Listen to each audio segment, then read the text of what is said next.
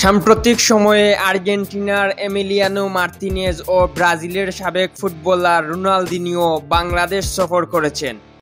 এবার সে ধারায় বাংলাদেশে পা রাখতে চলেছেন ব্রাজিলিয়ান ফুটবলের পোস্টার বয় নেইমার।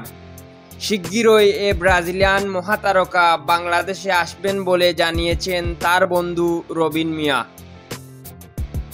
নেইমারের প্রথম বাংলাদেশ সফরের কথা একটি বেসরকারি চ্যানেলকে নিশ্চিত করেছেন বাংলাদেশি বংশোদ্ভূত রবিন।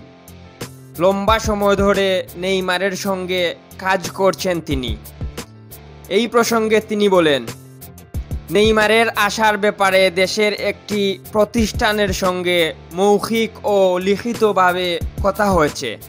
আশা করি আগামী বছরে অর্থাৎ 2025 সালে শুরুর দিকে তাকে বাংলাদেশে আনতে পারব।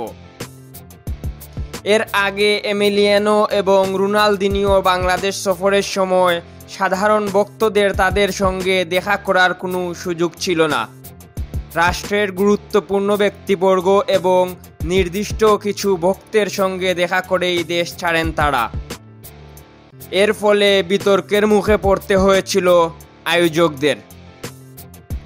তবে নেইমারের সফরে ভিন্ন কথার প্রতিশ্রুতি দিলেন রবিন।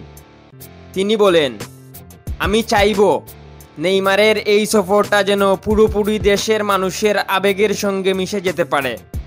আমরা চ্যারিটি আয়োজন করব। 16 কোটি মানুষকে তো আর নেইমারের সঙ্গে দেখা করানো সম্ভব না। আমরা তাদের জায়গা থেকে যতটুকু সম্ভব করব। এম কে তুহিন, আধুনিক কাগজ।